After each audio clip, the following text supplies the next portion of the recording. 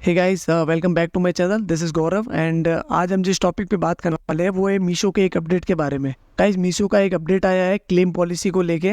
मैं कहूँगा एक बहुत बड़ा अपडेट आया है क्लेम पॉलिसी में। गाइस, काफ़ी लोग कंफ्यूज है कि क्या मीशो ने अभी क्लेम देना बंद कर दिया है या फिर मीशो ने कुछ बड़ा चेंजेस किया है अपने नए अपडेट में जिससे सभी सेलर को नुकसान होने वाला हो। देखिए दोस्तों, एक बात तो कंफर्म है कि मीशो की तरफ से एक बड़ा अपडेट ज़रूर आया है मीशो की क्लेम पॉलिसी में। चलिए गाइस, फटाफट से आपको बता देता हूँ कि मीशो ने क्या चेंजेस किया अपने नए क्लेम पॉलिसी में।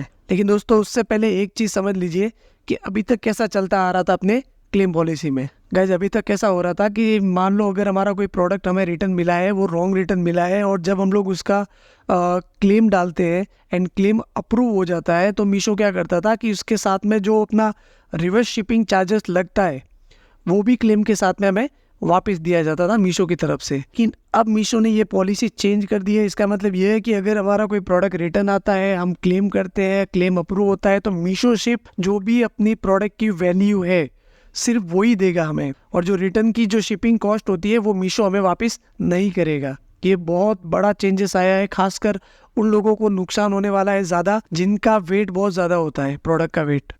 सबसे बड़ा लॉस उन लोगों को है जिनके प्रोडक्ट का वेट काफ़ी ज़्यादा होता है। ऑब्वियसली जिनका वेट ज़्यादा है उनको शिपिंग चार्जेस भी ज़्यादा लगेगा, और डबल शिपिंग चार्जेस जब कोई प्रोडक्ट उनको रिटर्न आएगा, जब रॉन्ग रिटर्न होके आएगा, क्लेम करेंगे तो क्लेम के साथ में उनका जो प्रोडक्ट की वैल्यू है गाइस वो उनको मिल जाएगी, बट जो शिपिंग चार्जेस लगता है वो उनको रिफंड नहीं देने वाला है मीशो। ये सबसे बड़ा चेंजेस किया है मीशो ने अपने नई पॉलिसी के अंदर। अब गाइज, इससे बचने के लिए मैंने कुछ टिप्स को फॉलो करना चालू किया है एंड मैं आपके साथ में भी वो शेयर करता हूँ। सबसे पहली चीज़ आपको ये करनी है कि आपकी जो प्राइजेस है, प्रोडक्ट की जो वैल्यू है, जो प्रोडक्ट आपने लिस्ट किया हुआ है उस प्रोडक्ट की जो प्राइस है वो एक बार फिर से आप एनालिसिस करें। आपका वापस मार्जिन एक बार एनालिसिस करना चालू कर दे। आपकी प्रोडक्ट की कॉस्ट कितनी है, ओरिजिनल कॉस्ट कितनी है, उसके ऊपर आपका मार्जिन कितना है, ये सब चीज़ें आपको एक बार फिर से एनालिसिस करनी पड़ेगी।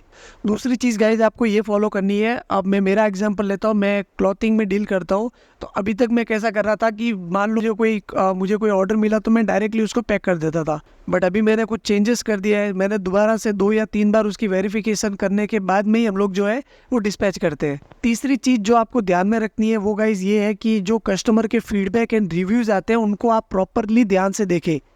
कोई रिपीट मिस्टेक जो रिव्यूज़ में डबल बार आ रही है। और गाइस, चौथी सबसे बड़ी चीज़ आपको ध्यान में रखने वाली ये है कि जो भी आप डिस्क्रिप्शन लिखते हो उसके अंदर प्रॉपरली मेंशन करना चालू कर दो। आपका जो भी प्रोडक्ट है उसके बारे में कंप्लीट डिस्क्रिप्शन वहाँ पे लिख दीजिए, ताकि कस्टमर जब उसको बाई करे तब प्रॉपरली पूरी डिस्क्रिप्शन को पढ़ के समझ के फिर ही उसको ऑर्डर करे। तो यही टिप्स थी गाइज मेरी तरफ से जो मैं खुद फॉलो करने वाला हूँ अभी से। सबसे बड़ी जो चेक करने वाली चीज़ है वो है गाइस प्राइसिंग। प्रोडक्ट की जो प्राइसिंग है उसको दोबारा से आप एनालिसिस कर ले एक बार।